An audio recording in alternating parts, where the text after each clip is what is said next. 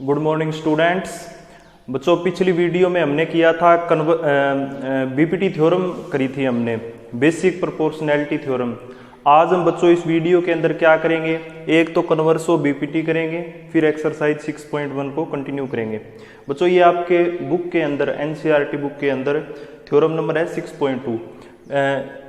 इसकी स्टेटमेंट पढ़ो पहले तो।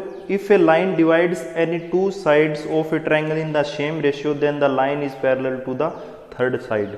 मतलब यहाँ तो आपको ये स्टेटमेंट दे रखी होगी, ये आपको सीधा दे रखा होगा प्रूफ कन्वर्स ऑफ बीपीटी।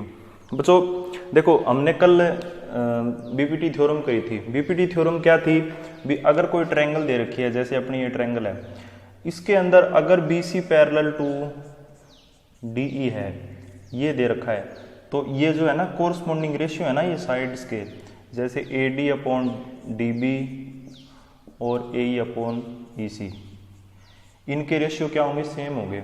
मतलब जो लाइन है ना, पैरेलल लाइन जो ट्रायंगल के अंदर बन रही है और उससे जो दो पॉइंट जनरेट हो रहे हैं, वो है ना वो जो ये रेशियो बनाते हैं, एक तो ए बी लाइन के अंदर A D upon D B और दूसरी लाइन जो है अपनी ए सी के ऊपर ए अपॉन ई सी, उनका रेशियो सेम होगा। ये तो हमने पढ़ा था by BPT, basic proportionality theorem, ये कह रही थी। कन्वर्स का मतलब बिल्कुल इसका उल्टा है। अब केवल हमको क्या दे दिया, ये चीज गिवन कर दी, हमको ये चीज दे दी भी, ये चीज तो है ही है भी, A D upon D B A upon E C दे रखा है। अपने को प्रूफ अब ये करना है, टू प्रूफ। ठीक है, मतलब हो गया ना बिल्कुल उल्टा, इसलिए इसका नाम क्या है, कन्वर्स ऑफ बीपीटी। या आप इसकी स्टेटमेंट पढ़ोगे ना, बिल्कुल ये बात कहती है भी इसने क्या बोला है, स्टेटमेंट को एक बार फिर से है ना ढंग से पढ़ो, एक एक वर्ड को, लाइन को समझने की कोशिश करो। If a line divides any two sides of a triangle in the same ratio, ये लाइन है, इस साइड को और इस साइड को सेम रेशियो में डिवाइड कर रही है, तो अपने को प्रूफ करना है कि जो तीसरी साइड है ना, उसके जो लाइन ट्रायंगल के अंदर ड्रॉ हो रही है, जो इस रेशियो को रेशियो में डिवाइड कर रही है इन दोनों लाइन्स को, वो पैरेलल है। ठीक है, तो देखो इसमें क्या करोगे, कैसे कर सकते हो बच्चों। हमको क्या करना है इसके अंदर, देखो हमें प्रूफ करना है ना भी, ये लाइन इसके क्या है, पैरेलल है, ये प्रूफ करना है। प्रूफ करने का क्या तरीका है, कैसे करेंगे, वो आप ध्यान से समझना। आसान छोटी सी थ्योरम है बिल्कुल ही, बस एक दो कंसेप्ट है वो ध्यान रखना। अब सबसे पहले हम क्या करते हैं, let us assume. Let us assume का मतलब हम मान लेते हैं एक बार कि डीई जो है ना वो पैरेलल नहीं है किसके, बीसी के। हम ये अज्यूम कर लेते हैं भी डी पैरेलल नहीं है इस बीसी के। हालांकि हमको ये प्रूफ करना है, लेकिन हम एक बार मान लेते हैं भी ये नहीं है। अगर हम मान लें भी ये नहीं है, फिर ऐसा हो जाए भी नहीं, ऐसा तो हो ही नहीं सकता, तो ऑटोमेटिक क्या हो जाएगी, वो पैरेलल हो जाएगी। हमने अज्यूम कर लिया। फिर क्या करना है हमको बच्चों, एक कंस्ट्रक्शन जैसे करी थी ना बीपीटी के अंदर, हर एक थ्योरम के अंदर कोई ना कोई कंस्ट्रक्शन होगी। इसके अंदर कंस्ट्रक्शन हम क्या कर लेते हैं भी, ये पॉइंट ले लेते हैं, डी ले लिया। अब पॉइंट तो कहीं भी ले सकते हैं ट्रायंगल के अंदर।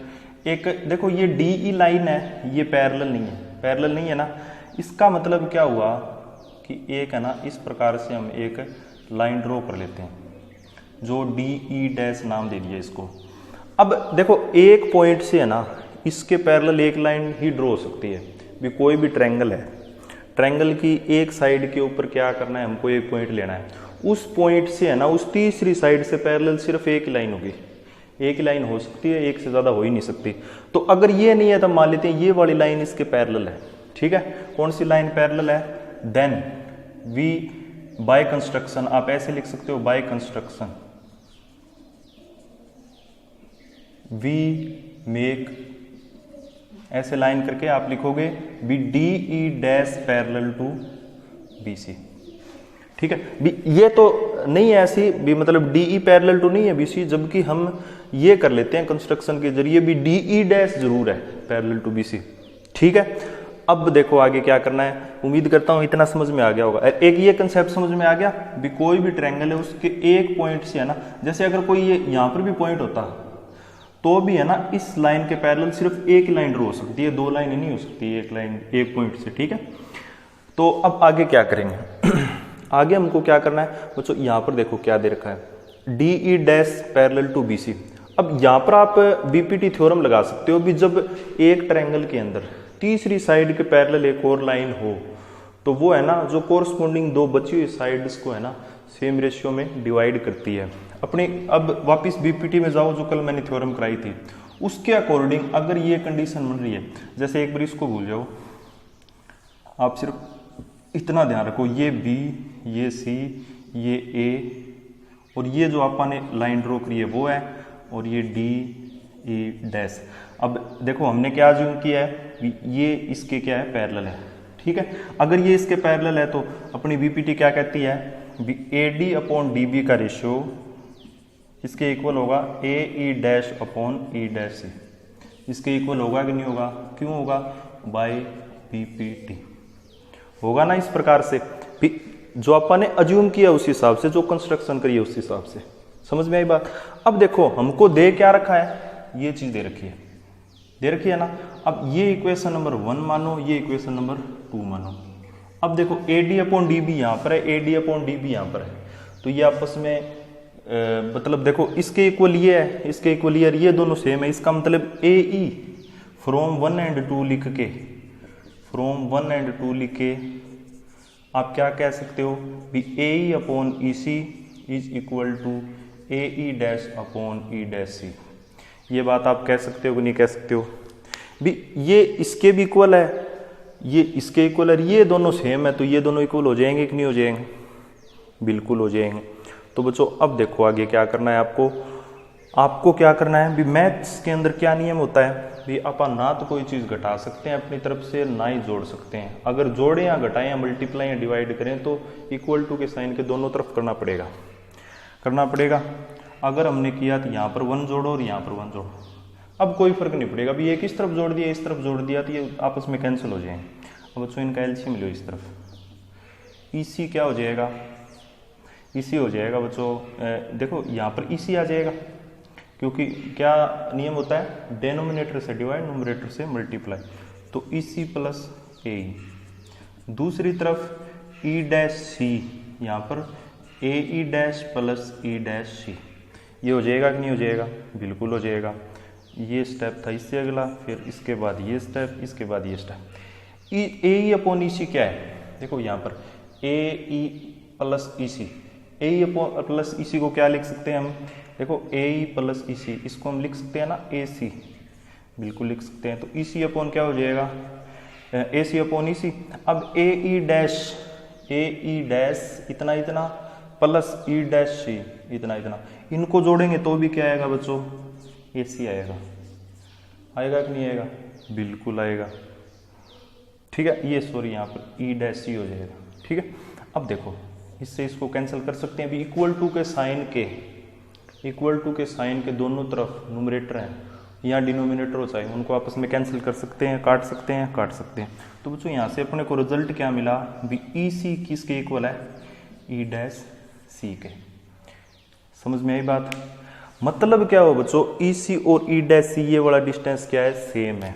मतलब इसका मतलब क्या हो भी, ये डिस्टेंस अगर ये दोनों लाइनें अलग अलग होंगी तो ये डिस्टेंस तो सेम हो ही नहीं सकता। अगर सेम नहीं हो सकता तो इसका मतलब क्या हुआ, अभी ये जो लाइन हमने अज्यूम करी है ना पैरेलल इसके, ये बिल्कुल इसके ऊपर ही है, ठीक है। मतलब भी डी ई डैश और डी ई लाइन क्या है, आपस में एक ही लाइन है, ये अलग अलग लाइन नहीं है। और अगर अलग अलग लाइन नहीं है तो बच्चों ये पैरेलल हमने अज्यूम करी थी, ये भी क्या हो जाएगी, पैरेलल हो जाएगी, ठीक है।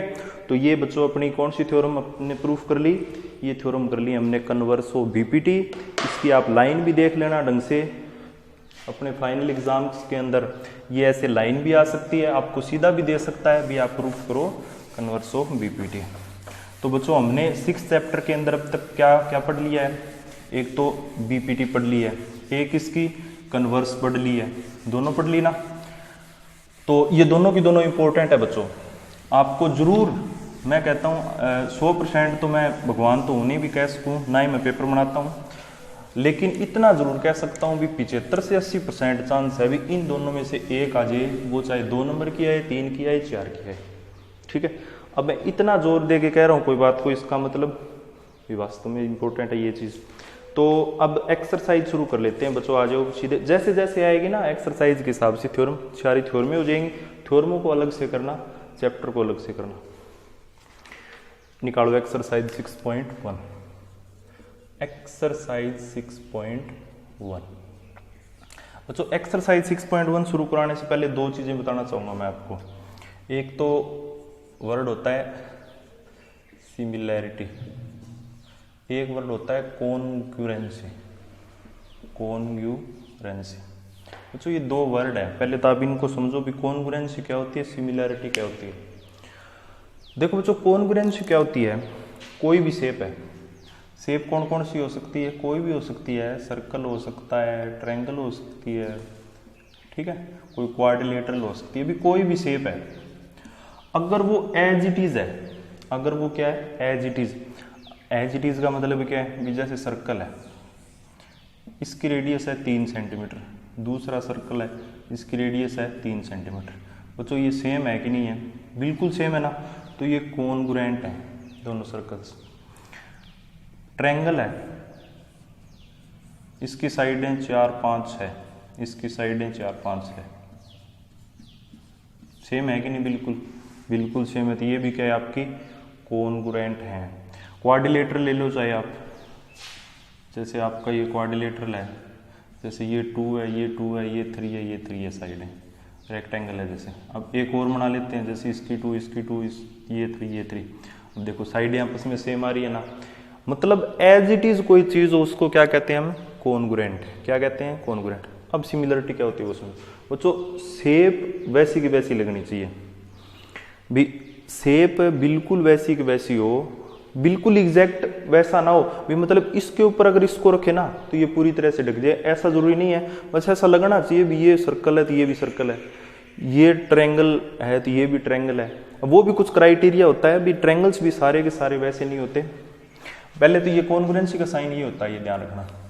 सिमिलरिटी का साइन होता है ये वाला, ठीक है। सिमिलर क्या होता है, देखो जैसे अपना एक सर्कल है, इसकी रेडियस 3, इसकी 4। अब दिखने में तो दोनों सर्कल हैं, गुड़ाई के अंदर है, लेकिन इनकी रेडियस अलग अलग है, तो ये सिमिलर है, ठीक है।